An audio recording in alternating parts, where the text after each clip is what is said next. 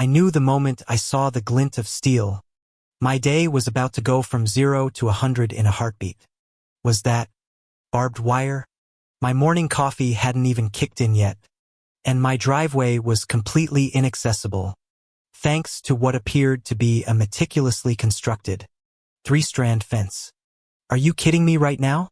I muttered, a low growl rising in my chest as I squinted at the familiar, self-satisfied smirk of Patricia, Patty Carmichael, my homeowners association president, who stood proudly on the sidewalk, arms crossed over her pristine beige cardigan. She had been on a one-woman crusade against my non-conforming lawn ornaments for weeks, but this was a new level of crazy. My heart hammered against my ribs, a dull, thudding rhythm of pure disbelief. How in the hell could a woman with a perfectly manicured rose garden think this was an appropriate response to a flamingo statue? A wave of suffocating, humid air hit me as I stepped out, the suburban morning silence save for the distant hum of a lawnmower, the oppressive quiet only amplifying the absurdity of the situation. Patty just watched me, her eyes sparkling with malicious glee, and I swear I could almost hear her silent cheer. A sigh escaped me, long and ragged, as if releasing the last vestige of my morning calm.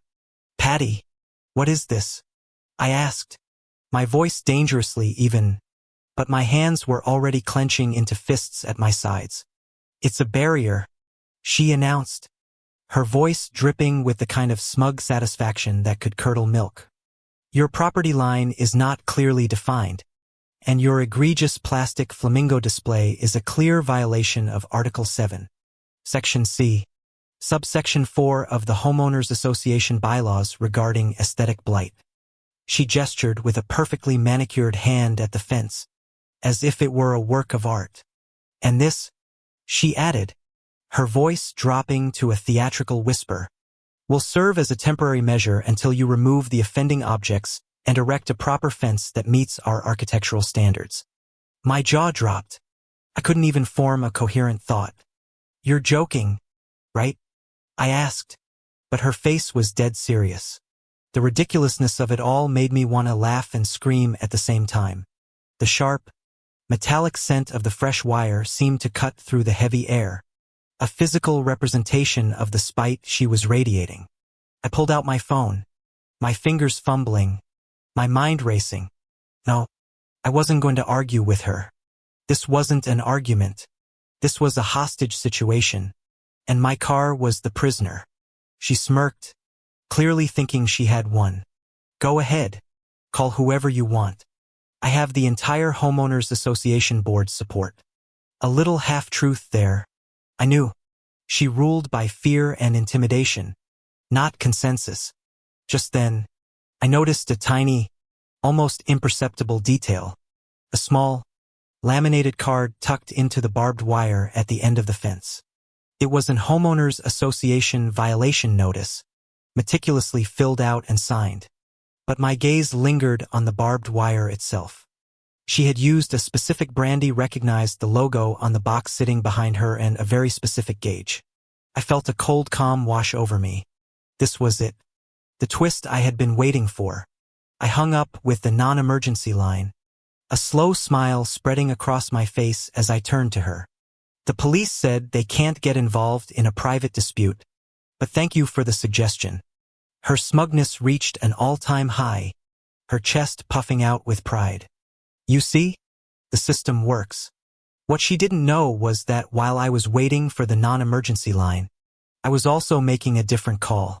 A very specific call. I stood there, watching her revel in her perceived victory, and I could feel the tension humming in the air, the anticipation building in my stomach. The silence stretched, thick and pregnant with what was to come. A few minutes later, 2 sheriff's department cruisers pulled up, lights flashing in silent authority. Patty's smug expression faltered, just for a second, but then she recovered, probably assuming they were there to enforce her barrier. Oh, was she in for a surprise? The 2 deputies, a burly, no-nonsense man and a younger, more thoughtful woman, stepped out. "Ma'am, we got a report of a code violation and a potential safety hazard," the man said, looking from me to Patty. "I'm sure you did," Patty said, with an obnoxious, saccharine tone. "But this is a private homeowners association matter, and a necessary measure to uphold our community standards. I've already explained it all to him." She pointed a thumb at me. The young female deputy, however, was already walking toward the barbed wire, her eyes scanning the fence. My stomach fluttered with nervous excitement. You know, this specific gauge of barbed wire, the kind used for agricultural fences, is strictly prohibited by town ordinance, she said, her voice clear and calm. "It's a violation of Section 14(2) of the residential zoning codes, which states that no livestock-rated containment materials can be used in a residential area. You could face a substantial fine, and we have to cut it down immediately."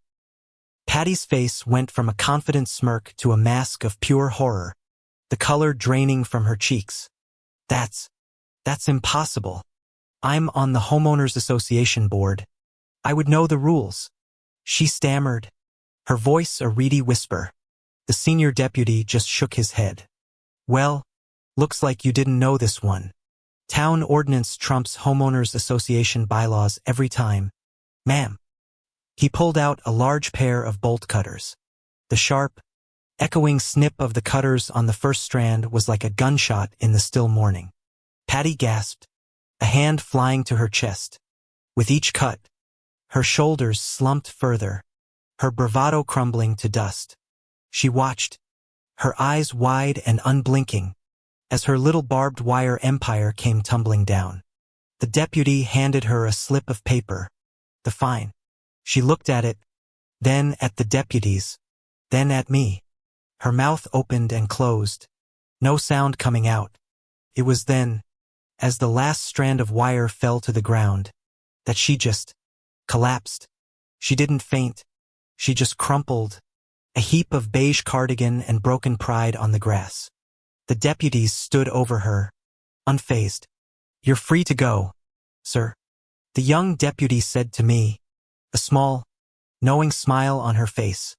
As I got into my car, a feeling of deep satisfaction, of a justice served, settled over me. Karma, turns out, is a set of bolt cutters and a hefty fine, and it tastes sweeter than any morning coffee.